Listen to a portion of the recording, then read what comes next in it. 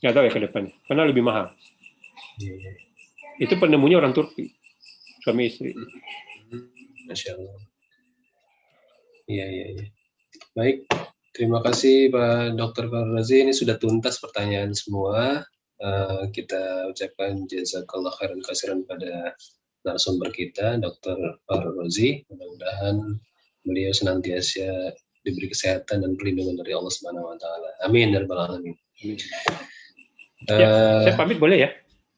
Oke deh, Dok. Ya, terima kasih banyak nih atas kehadirannya. Mohon maaf waktunya. kalau seandainya memang agak keras, tapi insya Allah itu tulus untuk kebaikan kita bersama. Karena memang di lapangan saya banyak ketemu hal demikian yang saya temukan. Jadi ya mohon maaf ya sekali lagi. Ya maaf, terima kasih pertanyaan. Pak Wakil pamit ya. Ya, makasih Pak Dokter. Ya, wabillahi hidayah. Assalamualaikum warahmatullahi wabarakatuh. Waalaikumsalam warahmatullahi wabarakatuh. Terima kasih Pak Dokter. Ya. Oke, baik teman-teman semua, kita masih ada waktu walaupun terbatas sekali 30 menit ya untuk kita simak sama-sama pemaparan dari Pak Irsan Suseno. Mungkin kali ini beliau akan banyak mengulas tentang interaksi ya antara obat sesuai dengan bidang keilmuan beliau dan juga pengalaman beliau di dalam penanganan pasien COVID yang melaksanakan isoman di rumah. Pada beliau kita langsung kasih waktu. Silakan Bang Irsan.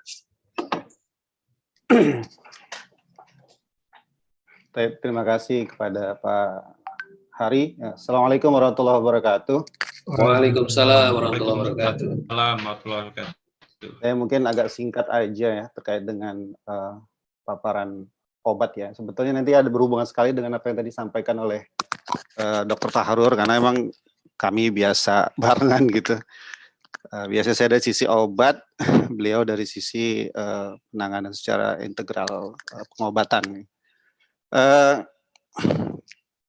Untuk pengobatan sebetulnya tadi udah dijelaskan ya oleh Dr. Fahrur, harus dibedakan antara maintenance dengan pengobatan. Itu harus dibedakan. Kasus yang terjadi itu terjadi dengan saya. Ini saya akan jujur-jujuran aja saya sampaikan. Saya sering diingatkan oleh Dr. Fahrur, saya termasuk yang bandel yang dibilangin sama Dr. Fahrur, tapi jangan seperti saya gitu. Dr. Fahrur tuh berulang kali ngingetin, ente minum obat tensi ente tinggi terus, kata gitu. Ya Dok, insya Allah saya bilang. Sekitar 5 tahun yang lalu, ya 5 tahun yang lalu, saya sering bareng sama beliau. Waktu itu saya masih percaya dengan pengobatan dengan herbal, gitu. Artinya dengan herbal. Rutin. Setelah 3 tahun, diingatkan terus, baru saya sadar dan saya minum obat. Tensi saya nggak pernah turun. Saya olahraga, saya minum herbal. Jadi konteksnya waktu itu saya udah esensial hipertensinya. Ya, artinya harus diobati bukan dengan maintenance, gitu, dengan herbal. Herbal itu sekali lagi maintenance ya, bukan pengobatan. Baru saya berobat, obat arti hipertensi, yang saya sendiri orang apoteker, saya sendiri orang obat ya. Di 2 tahun terakhir, tahun 2019, berarti sekitar 2017 baru saya serius. Tensi saya turun bagus, alhamdulillah. Tapi ternyata sudah terjadi perusakan di ginjal saya. Jadi setelah diperiksa, waktu saya divonis gagal ginjal, waktu 2019 itu saya diperiksa, ada salah satu indikator di lab, ya di urin saya itu positif 2, urinnya, proteinnya positif 2, itu artinya kata dokter ginjal yang tanganin saya waktu itu, Bapak ini udah perusakannya di 10 tahun yang lalu. Artinya saat saya sudah hipertensi 10 tahun yang lalu, saya udah hipertensi dari umur saya 30 tahun, ya lalu terjadi proses hipertensi yang tidak terkontrol dengan baik, lalu saya tidak mau berobat karena masih muda, merasa umur 30-an, jadi akhirnya saya ya udahlah maintenance saja gitu ya, nggak mau nurunin. Ternyata yang paling bahaya itu di hipertensi itu adalah tensi yang stabil di angka 140/90 sampai 100 karena tidak berasa sakit. hanya merasa tidak nyaman saja. Nah, itu terjadi perusakan di ginjal dan sekaranglah terjadi di diri saya. Nah, sedikit aja. Jadi itu ya, jadi harus dipahami sekali terkait dengan apa namanya, terkait dengan pengobatan dan maintenance. Nanti yang saya sampaikan ini lebih ke ada yang saya bahas terkait dengan nutracetika ya. Sedikit aja ya, saya mungkin 10 menit atau 15 menit.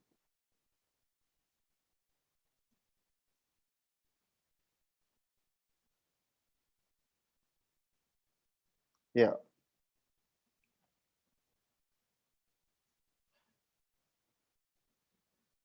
Jadi obat dan nutracetikal yang digunakan pada saat pandemi dan isoman. Nah, nutracetikal itu adalah terdiri dari dua kata yaitu nutrisi dan farmasetikal.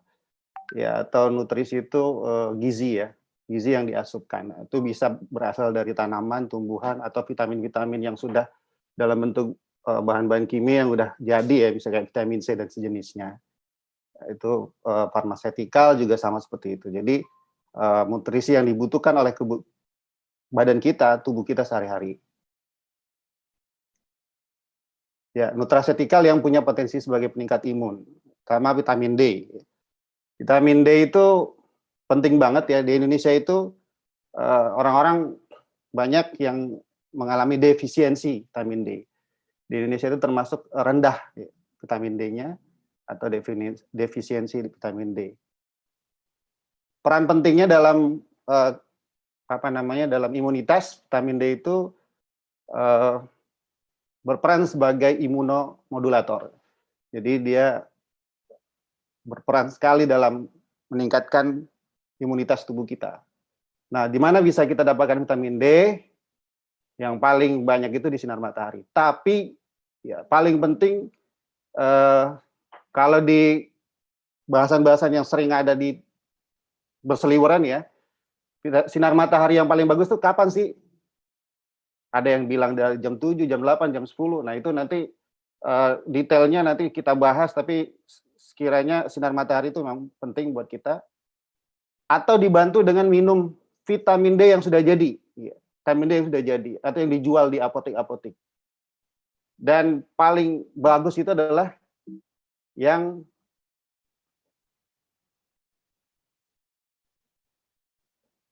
ya dalam bentuk konsumsinya minimal itu 1000 international unit atau sampai 10.000 international unit.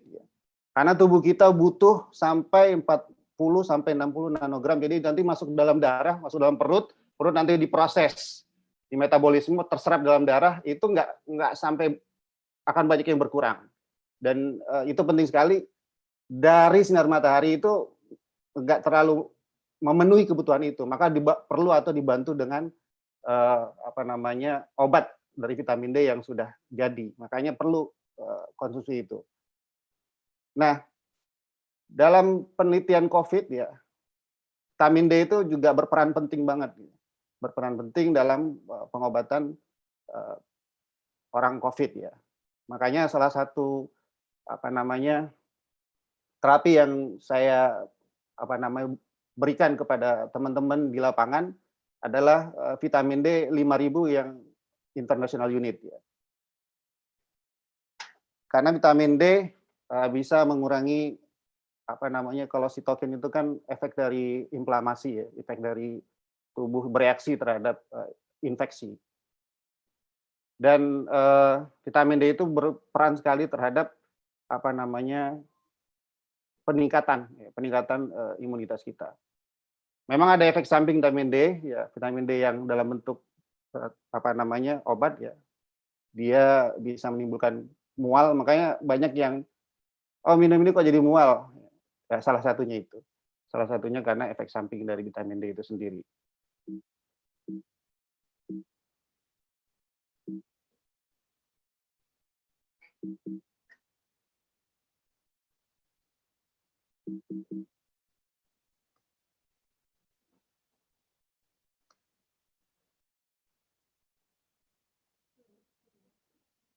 Agak berat.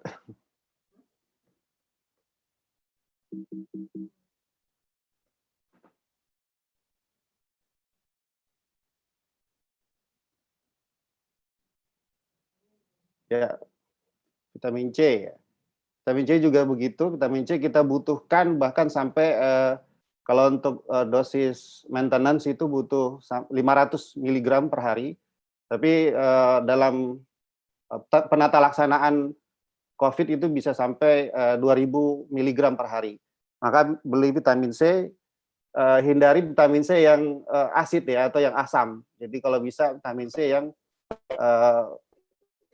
kalau di pasaran itu ada yang ester ya, atau ester C seperti teknologi ester C. Atau juga ada vitamin C yang time release. Time release itu artinya dia teknologinya dibuat, jadi nanti dia bentuk kapsul, di dalamnya itu ada butiran-butiran, ya diminum, lalu dia pecahnya bukan di lambung, tapi pecahnya di usus.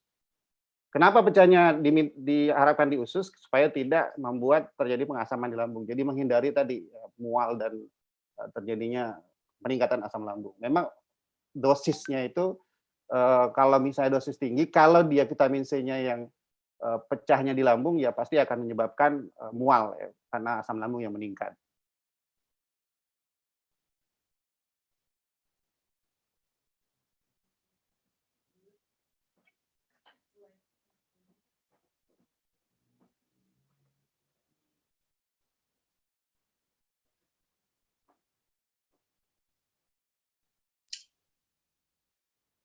Ya, ada nutrisi yang dibutuhkan oleh tubuh kita terkait dengan antimikroba dan aktivitas imunitas, yaitu laktoferin yang ada di dalam kolostrum. Ya, sebetulnya laktoferin yang ada di dalam kolostrum, ya, tadi posisinya itu ada di apa namanya ASI misalnya contohnya. Memang ada penelitian yang menyatakan bahwa bisa menyembuhkan atau memulihkan gejala klinis pada saat orang terkena COVID. Ya. Tapi ini masih sifatnya preferin ya. Preferin itu jurnal-jurnal penelitian yang tapi belum direview, tadi yang kata dokter Dokter Fahrur ya, memang proses untuk menyatakan sebuah penyakit itu bisa menyembuhkan atau tidak itu panjang ya. Jadi misalnya produk laktoferin ini kira-kira kalau untuk menyembuhkan atau untuk mengobati itu berapa lama? Itu panjang sekali, nggak bisa langsung tiba-tiba. Makanya kalau ada orang yang menjadikan obat A misalnya tadi laktoferin, ASI atau susu atau apa gitu ya, itu bisa langsung nyembuhin penyakit A, atau tadi vitamin C bisa nyembuhin, itu agak sulit karena butuh penelitian yang sangat panjang. Tapi memang selama proses penyakit ini penyakit baru, maka akan sering banyak sekali orang melakukan penelitian, jurnal-jurnal penelitian, dan itu pasti akan ada info seperti ini ya. Ya setidaknya di proses in vitro memang dia melakukan aktivitas antivirus. In vitro itu dia di lab ya. Jadi bukan di tubuh manusia, itu harus dipahami. Dan ada juga proses in silico. In silico itu sebenarnya modeling di komputer, itu juga nggak bisa dijadikan sebagai landasan ya. Ada juga proses uji klinis. Nah, proses uji klinis ini itu nggak langsung juga bisa diambil ya. Makanya saya memaparkan ini karena kebutuhan kita yang kita coba aja gitu untuk karena memang punya proses, punya efek terapi yang bisa dipercaya, asal yang penting tidak berefek samping. Ini ada juga dari kombinasi bromealin ya, protease dalam nanas, itu bisa diambil dari nanas, atau kurkumin yang bisa diambil dari kunyit. Ini pun sama, hanya diproses in silico dan in vitro. Apa in silico tadi saya bilang? Modeling di komputer. Atau proses in vitro itu di lab saja, belum bisa dicoba di manusia. Tapi ya setidaknya selama dia masih efek sampingnya nggak banyak, masih bisa dipakai ya. Ya artinya bukan dijadikan sebagai pengobatan, sebagai maintenance. Ada juga quercetin ya. Nanti kita bahas lebih ini karena waktu juga nggak memungkinkan. ada juga apa namanya flavonoid ya, banyak sekali sebetulnya. Nah ini yang sering-sering banget di teman-teman ya, bisa menggunakan probiotik dan prebiotik. Iya, insya Allah bisa juga ya probiotik dan prebiotik, tapi itu sekali lagi pada proses penelitian yang belum sampai tahap uji klinis yang bisa dipercaya. Jadi bisa dijadikan sebagai maintenance untuk meningkatkan sistem imun kita, tapi sebagai pengobatan kita belum bisa mengklaim atau diklaim ya, itu sebagai pengobatan. Ya, ini ada beberapa uji-uji, tapi memang sekali lagi ini masih trial ya. Nah, bagaimana juga probiotik dan COVID-19 juga ada ya proses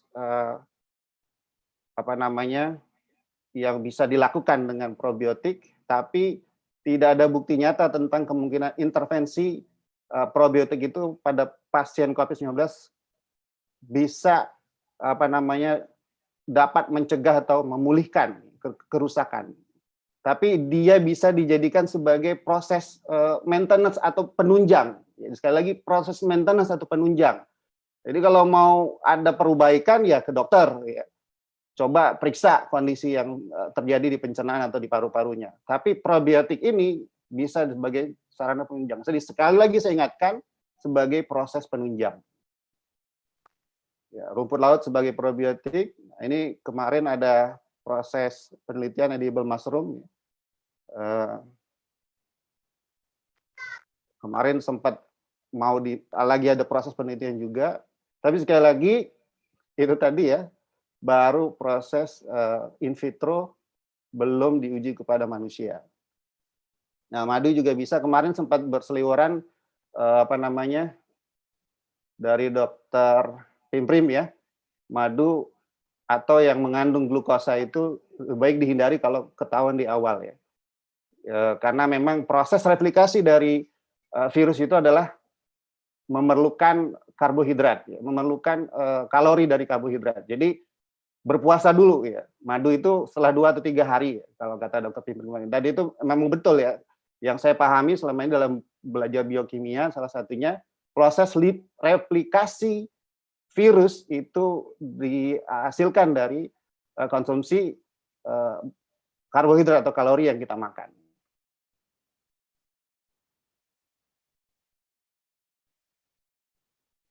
Nah, ini ada terkait dengan propolis ya. Propolis juga menjadi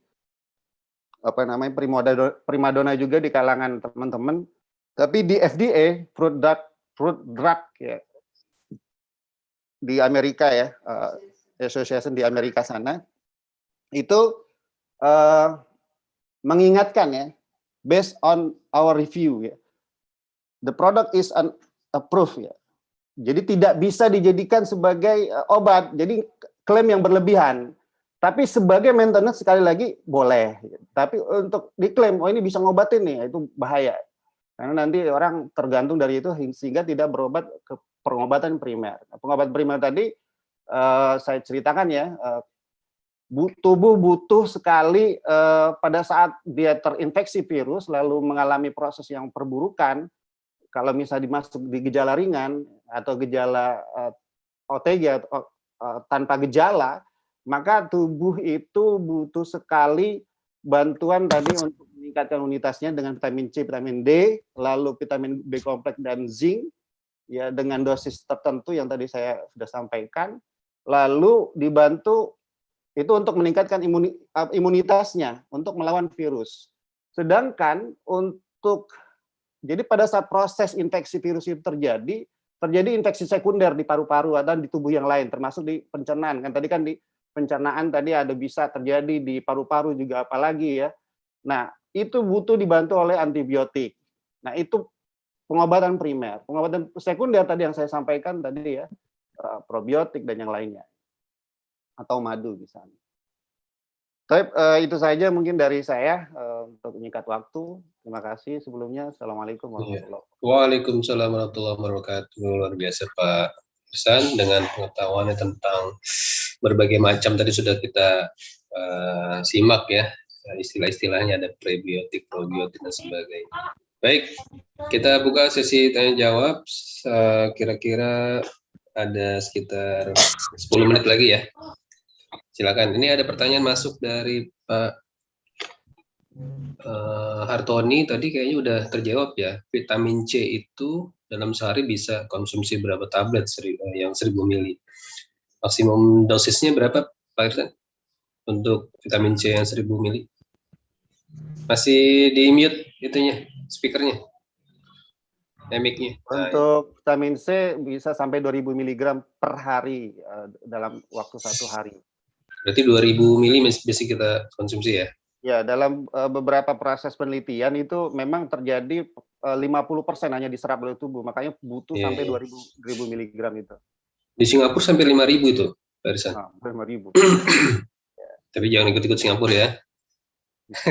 Oh iya, satu lagi ya. Tadi dokter Parun mengingatkan bahwa nanti ngerusak ginjal. Sekali lagi proses perusakan ginjal itu yang paling banyak itu bukan karena obat itu sendiri ada efek samping disebutnya nefrotoksik. Selama yang saya pelajari selama ini vitamin C tidak nefrotoksik.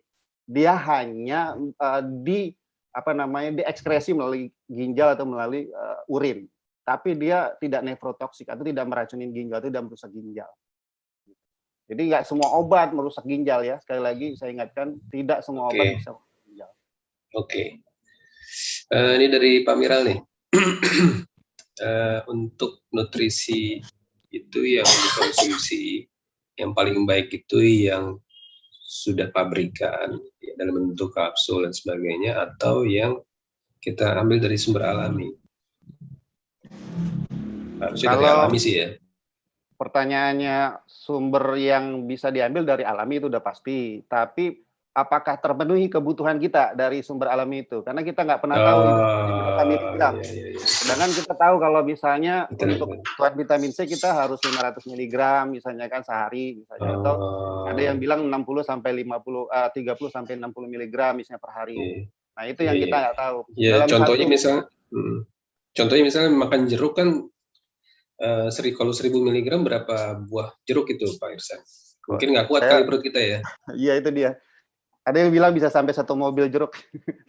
Oke. Itu 1000 mg. Ini ada lagi dari Pak Dewo Yogi, ini yang harusnya bicara di sini ya sebagai host dia nih sebetulnya nih, Dewo. Apa perbedaan kebutuhan vitamin atau suplemen untuk menjaga imunitas bagi orang-orang yang memiliki risiko penurunan tinggi? Nah, seperti nakes atau satgas nih yang di lapangan nih. Vitamin apa nih yang paling penting, esensial? Iya.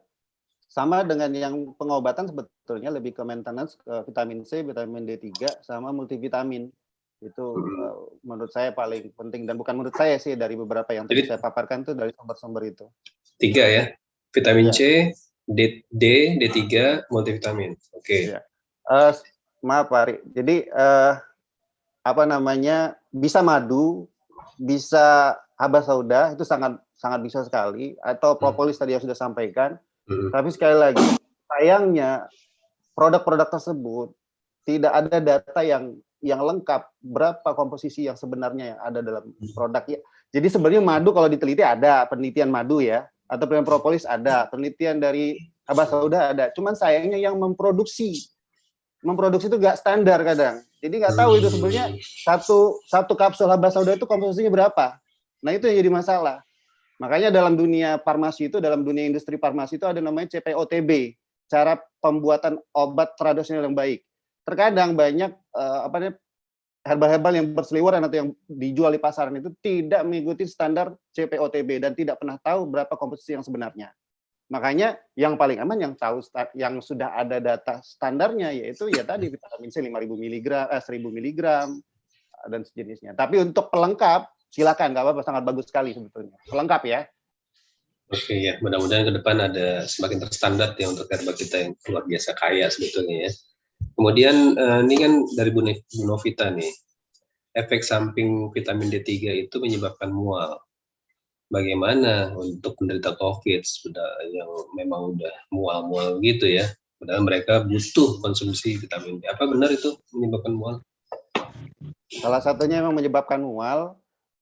cuma memang apa namanya, itu salah satu efek samping dan kasusnya nggak terlalu banyak juga. Jadi itu efek samping yang dikabarkan atau disampaikan, pernah ada kasus-kasus mual, tapi dia tidak signifikan mual itu terjadi. Nah, kalau vitamin C iya, vitamin C itu jelas karena ada ascorbatnya, walaupun ascorbat itu sendiri asam ascorbat, Mas.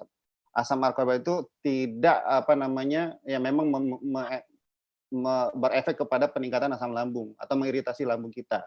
Vitamin D3 itu dia hanya efek samping saja, jadi tidak semua orang terjadi mengalami mual itu, hanya efek samping yang sesekali terjadi atau ada laporan-laporan yang terjadi, nggak langsung tiba-tiba. Oke. Bagi yang mual ini apa Pak Ihsan ininya? Jadi, apa namanya? Alternatifnya. Jadi kalau misalnya dia sudah kondisi positif dan lalu dia gejalanya demam mual, ya memang tadi kata Dokter Fahrur, memang harus apa namanya, harus konsul ke dokter. Tapi kalau saya sih biasanya, ya ini kenyataan di lapangan ya Pak Ari ya, saya kadang ya saya suka bercanda sama Dokter Fahrur. Ya oke, mudah-mudahan Bu Nova Mutiara bisa ini ya jadi langkah alternatif. Jangan dosis tunggal amlodipin ya. Namanya udah amplop nih. Kemudian pertanyaan udah nggak ada lagi, cuma ini kita sebagai closing mungkin ya, masuk ke tema kita sebetulnya.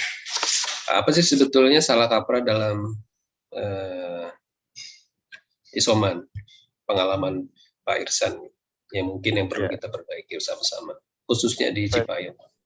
Ini di luar dari apa materi yang saya sampaikan, tapi sebenarnya tadinya mau saya sampaikan, cuma saya udah diskusikan dengan dokter, sebetulnya itu bukan tugas kita, katanya. Itu tugas negara.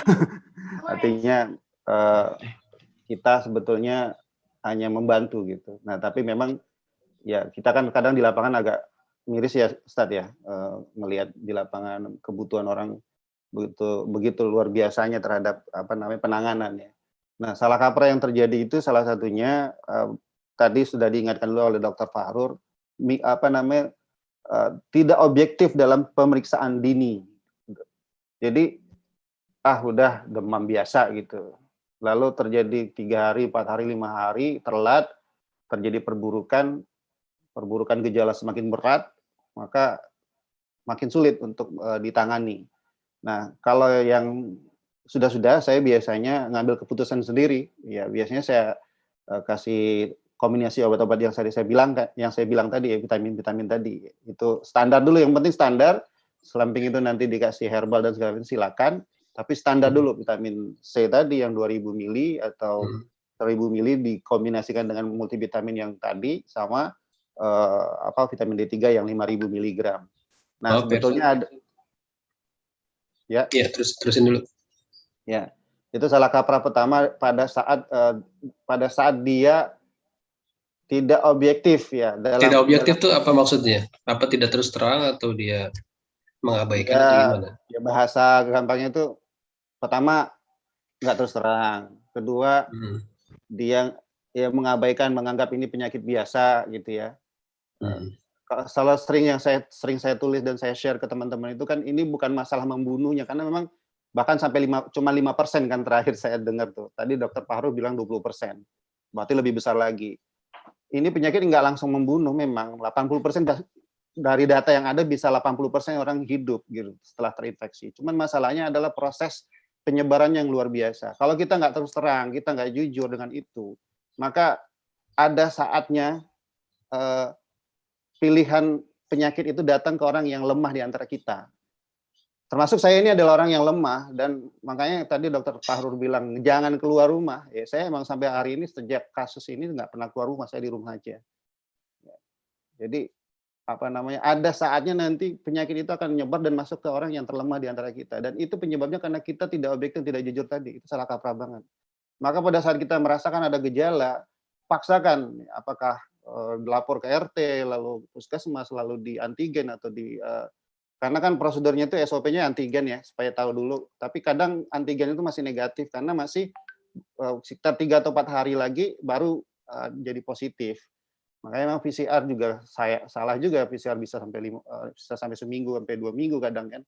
Tapi ya minimal kita ada proses pemeriksaan antigen itu untuk mengetahui secara dini bahwa kita sakit atau enggak. Kedua, pada saat kita udah tahu positif atau mungkin kita ngelihat ini, kita males nih nggak ada uang atau ada masalah gitu dengan kita mau periksa lama atau ribet, ya sudah proses isoman di rumah, tapi dengan proses isoman yang benar. Proses isoman yang benar, artinya yang benar itu apa? Asupan vitamin tadi, asupan obat tadi, koordinasi atau konsultasi dengan dokter, terus makan itu dipaksa kalau nggak mau makan ya. Kalau misalnya susah juga makan, ya tadi ke dokter, nanti dikasih obat anti mual misalnya, karena biasanya nggak mau makan karena mual, atau obat penambah nafsu makan.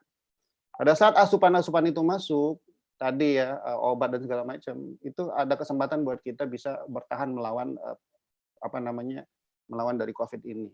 Tapi sudah makan susah, obat nggak masuk juga, ya memang kalau dia bisa bertahan itu emang karunia Allah buat kita. Gitu. Ya Pak. Ini kalau tadi ada pertanyaan nih, vitamin C dan vitamin D itu mereknya kan banyak di pasaran. Ini kira-kira isinya sama aja atau ada merek yang paling bagus gitu Pak? Singkat aja Pak. Ya, kalau merek sih sebetulnya sama aja semua. Yang penting tadi saya bilang kalau untuk vitamin C pilih yang non asid. Ya, non asid itu apa? Contohnya kalau yang asid itu adalah vitamin itu asid, redoxon itu asid. Asid itu asam maksudnya ya? Asam. Nah, terus apa lagi? Vitamin yang dia kalau dia yang non asid itu gampangnya lihat di kemasan itu ada misal salah satunya time release. Nah, itu berarti dia non asid, dia tidak akan menyebabkan iritasi lambung. Atau tablet film coated, ya. Tablet salut selaput misalnya ada terjemahannya. Nah, itu berarti aman buat lambung. Atau dia esterifikasi, dia diesterkan. Jadi enggak, asamnya dihilangkan, diganti gugus ester. Nah, itu dia aman buat lambung. Atau dia dalam bentuk sodium, ya. Dalam bentuk sodium itu natrium, ada juga dalam bentuk kalsium.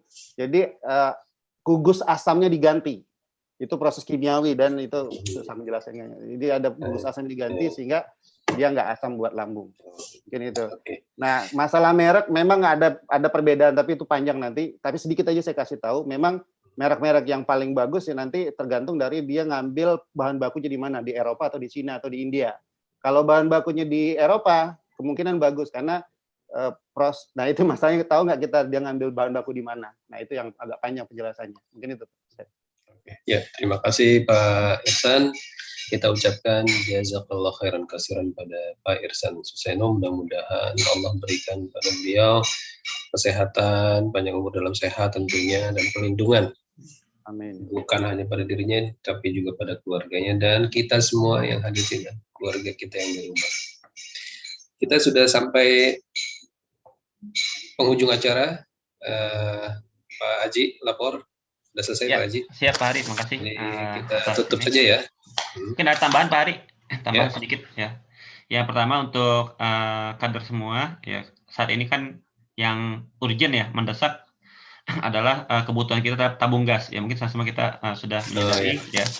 Jadi mungkin dari kami mengusahakan ya dari struktur untuk bisa mencari tabung gas, tapi mohon bantuan juga untuk kader yang sanggup ya untuk bisa membeli tabung gas untuk diri pribadi, diri dan keluarga pribadi, mohon bisa menyiapkan khusus untuk dirinya dan keluarganya pribadi gitu, untuk kader-kader yang sanggup bisa mencari ya, atau terkait dengan cadangan kita ya, cadangan untuk tabung gas.